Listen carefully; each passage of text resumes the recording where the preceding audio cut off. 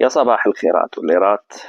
طبعا أنا بدي أقول قصة يمكن كثير بيعرفهاش، وأنا متأكد كمان إنه الشيخ ليث البلعوس بيعرفهاش، لا هو لا سليمان عبد الباقي، لأنهم كانوا صغار وقتها.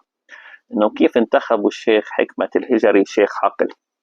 طبعا نحن بنعرف وقت ما توفى الشيخ أحمد الهجري بحادث مروري بسيط، عشان ما نكذب، بس بدنا نقول الحقيقة، لا نكذب ونشلفها عن النظام البائد، لا، كان حادث بسيط، هو عامل شبكية فصار نزيف داخلي. المهم فاجتمعوا، فأنا كنت رفيق واحد من المقربين منه، من من ناحية أصهرته. فكنا قاعدين، قالوا إنه خلينا نطلع، الشيخ أحمد توفى. طلعت لقيت هني قاعد قائد الشرطة، وقائد رئيس فرع أمن الدولة، ورئيس فرع الأمن السياسي، ورئيس فرع الأمن العسكري، وكان أمين فرع الحزب شبلي جنود قاعدين.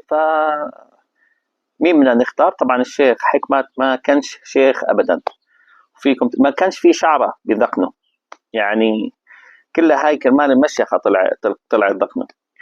فقالوا إنه مين بده يصير شيخ، لأنه كان في هنيك ساعتها بهداك الوقت الشيخ الحناوي كان هو اللي اللي كانت العالم بتحبه كثير، فهم خافوا انه تروح للشيخ الحناوي، فاجوا بدهم يسلموا ابنه للشيخ احمد الهجري. فهو رفض باعتباره كان طالب جامعه، وقال اني بدي اعيش حياتي، يعني لانه في التزامات وكذا. فخافوا انه تطلع المشيخه من بيت الهجري، فدغري على السريع نطوا، قال حكمة انت خذها مدام اخوك، فتمت بالوراثه وليست في العلم.